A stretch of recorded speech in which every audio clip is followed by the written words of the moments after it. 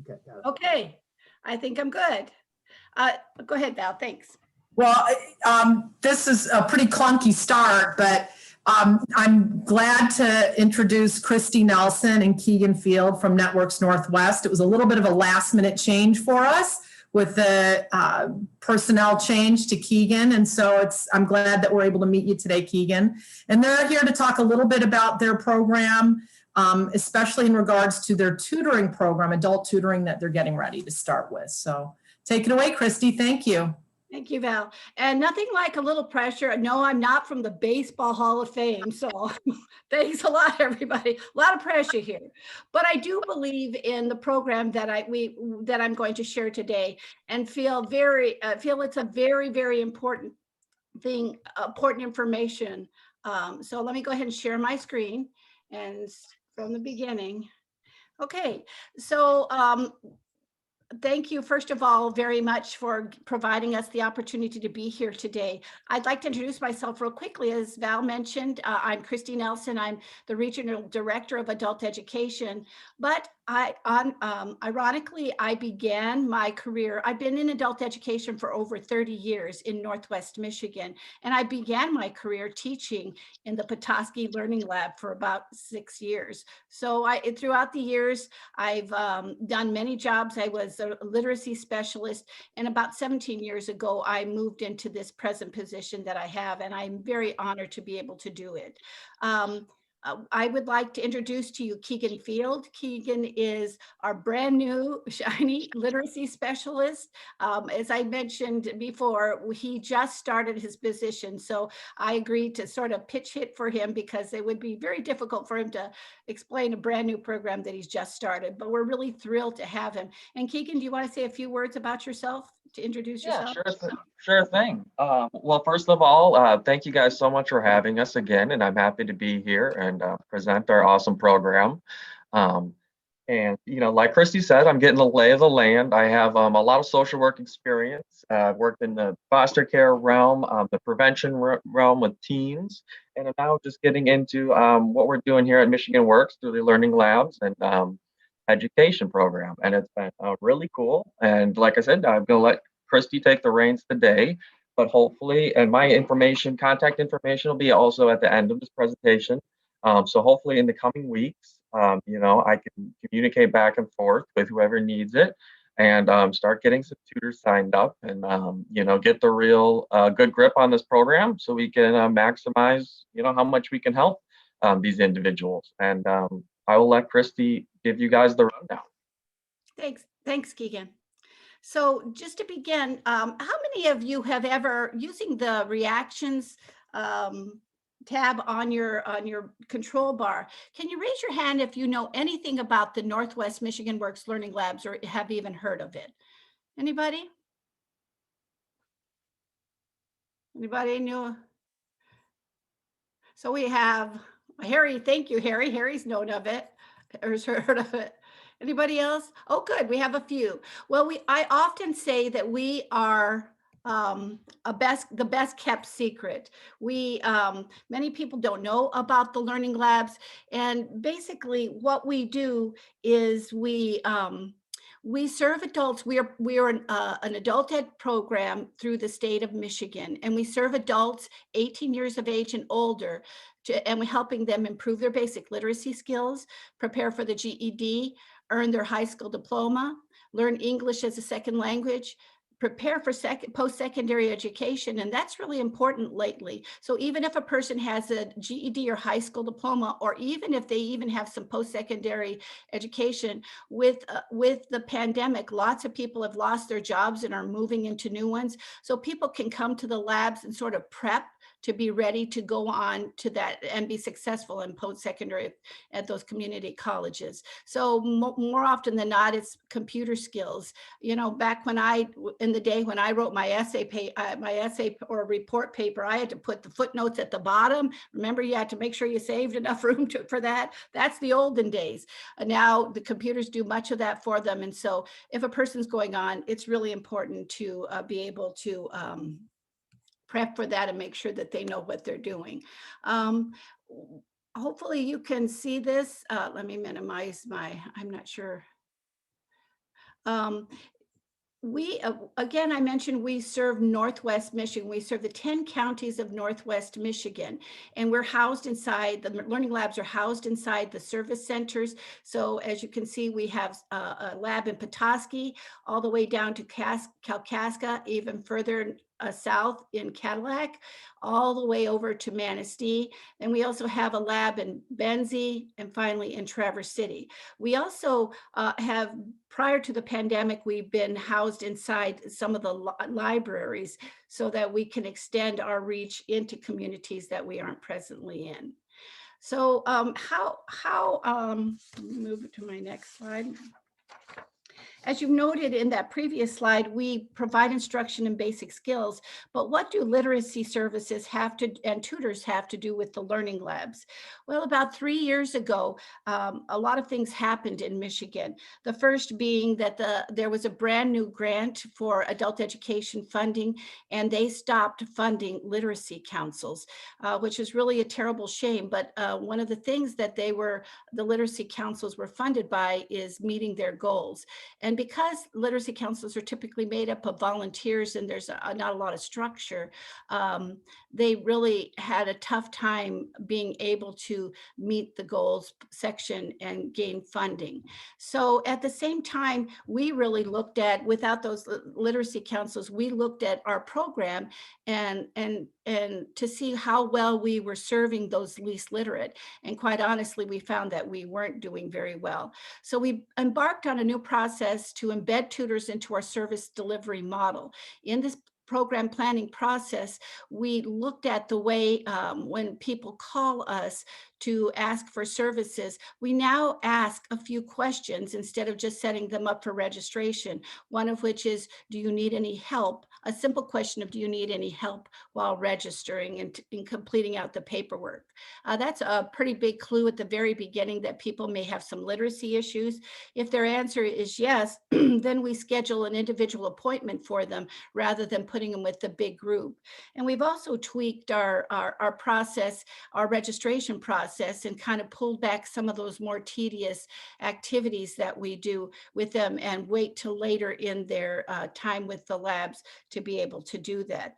So again, what we're doing is tutors are not just tutoring students by themselves. They're actually learning lab students and and under the guidance of a teacher, but the tutors are part of our delivery model. So what is literacy? This is really important because most people believe that literacy is learning to read and write and being able to read and write. But in actuality, literacy is the ability to read, write, speak in English, compute, and solve problems well enough to function on the job, in the family, and in society. This is really important because the term and the definition of literacy has been all over the place. But now, as we're moving on, we're really seeing a well-focused definition to help people understand that literacy can also include speaking English as a second language and also basic math skills. If we look at a little bit of the statistics regarding literacy, in the United States, 42 million adults can't read at all, and 50 million are unable to read above the 5th grade level. It's also startling to see that these rates aren't going down. According to the National Right to Read Foundation, these numbers are increasing by 2.25 million each year. I think that's significant, a sobering thought, and something we need to get a handle on as a country. In Michigan, if you look at the statistics, this snapshot shows that in Michigan, 15 to 20% of our population read below the 5th grade level. If we look at Northwest Michigan alone, from the census, we know that 19,000 adults don't have a high school diploma or GED, and 4,000 of them never even made it to the 9th grade. Again, low literacy numbers really really are the cause of many people struggling in in daily life and trying to get viable jobs. One of the other really important issues that, and I think the schools are really trying to get a handle on, is that 20% of high school seniors can be classified as being functionally illiterate at the time they graduate.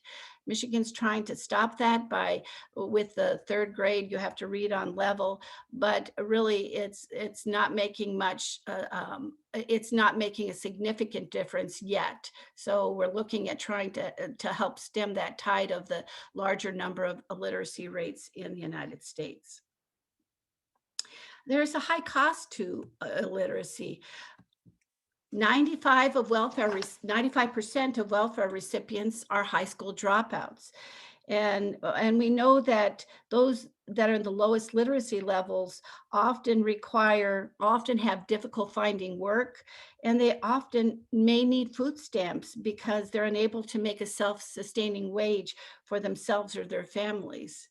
Low literacy rates cost about $73 million per year in terms of direct health care costs. We often know that they don't have the funds, and often don't have um, insurance, and they're the working poor. So a lot of times we think that they're not working, but they are, and working enough to not be able to have insurance or to afford those healthcare costs. So when they do need them, they're often extensive. Another really interesting thing is that we know that inmates are 80% less likely, so 80% less likely to return to prison if they receive literacy help. So we know we can have an impact by providing literacy services. And I believe the Michigan prison system requires that anybody exiting from the system must have a GED or high school diploma. I mean, a GED. They can get a high school diploma, but most get a GED before they leave. With the pandemic, many of them have been released without the credential because they were unable to test, but they do really try to make a difference by providing lots of educational services. The startling statistic is 43% of those with the lowest literacy skills often live in poverty. We see a direct relationship to low literacy and poverty. So the why I'm here today is, how can you help? I think that answer is twofold. One, we need help finding those who need our services. As I mentioned at the very beginning, we're often the best kept secret of what we do and how we can serve, because there's no cost for anybody to attend. So it's important for you to help us find those who need our services.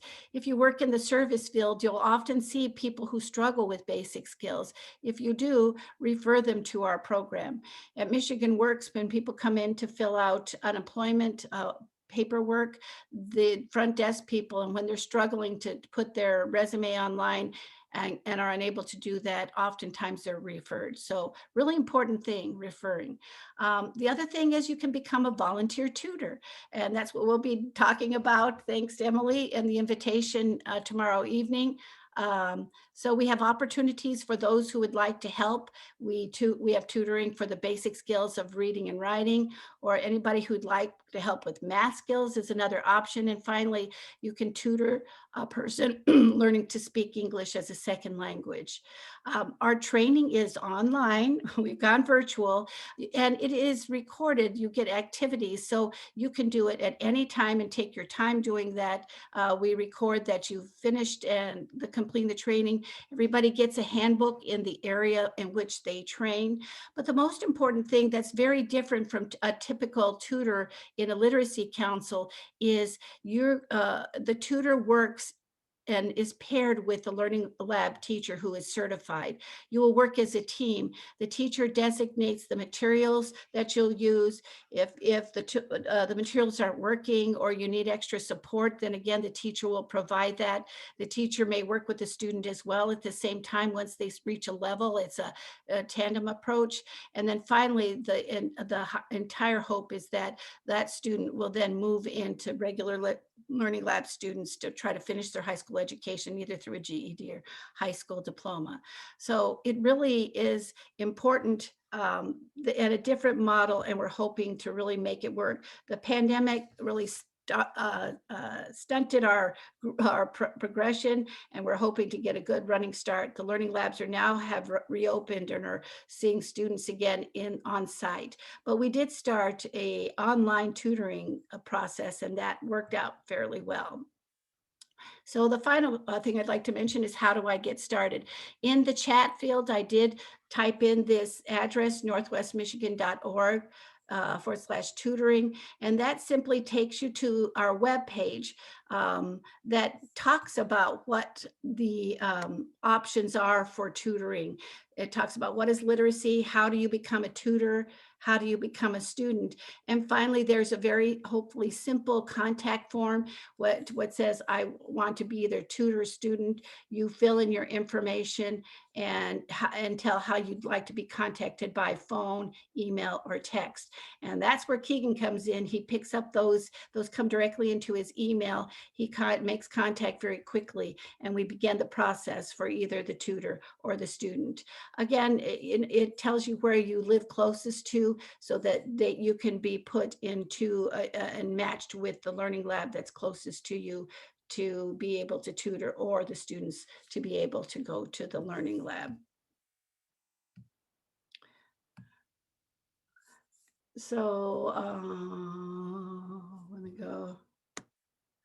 So, and finally, I would just like to, again, thank everyone. Thank everyone for the opportunity to share. I think that's very important information. Literacy is a community issue.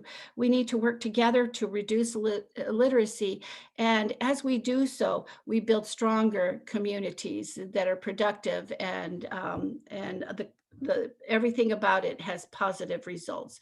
As Nelson Mandela said, education is the most powerful weapon which you can use to change the world. So Val, I would like to turn it back over to the group. And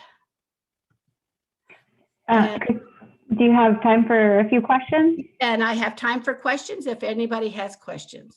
Yeah, I have a question. When I lived in Houston, I was trained through the Literacy Volunteers of America. Wonderful, wow. To tutor Latinos in English as a second language. Wonderful. And I wondered if your organization has links to the Literacy Volunteers of America. We presently do not. Again, a little bit different, because if you're a literacy a tutor in a literacy council, typically you're matched with the student or a person you're working with, and you're on your own. But in our instance, you really interact very closely with the teacher. In fact, I just was in a lab, and I was watching a teacher interact with a tutor, and the tutor came to her and said, wow, this isn't working. Do you have any other materials? And the teacher said, absolutely. And at one given time, they both sort of were working. So Randy, you probably, in that training, was pretty extensive. It was probably several days of training. In ours, we really give just basic information, because we want the teacher to take the guide and be developing those processes. So this is an experiment. We'll see how it works. You know, hopefully we're going to get a good start with Keegan and see how that works. I see Harry. Did that answer your question, Randy? Yes, thank you. Harry, I see you have your hand raised. Did you have a question? No. Okay. I think that was from your question earlier. Good. Okay. Yeah. Okay. Thank you. Thank you. Any other questions? Where are you located in Petoskey? Oh, very good. We're in the Michigan Works Service Center in the Mitchell Park. Help me, somebody, Industrial Park, is that right? And so we're actually in the Michigan Works Service Center. All our labs are in the Michigan Works Service Center, except for the Benzie one, and that's located in the Benzie Area Christian Neighbors Building. They graciously provide the space, and we provide the teacher and services there. Do we have any other questions? Very good. Thank you. And then I think we have Keegan's contact information if any other questions come up. Or cool. All right. Thank you. And I'm going to, and am I stopping recording things? Ready? Oh, yes, please. Okay. And then it should go. to the cloud. Uh, yes.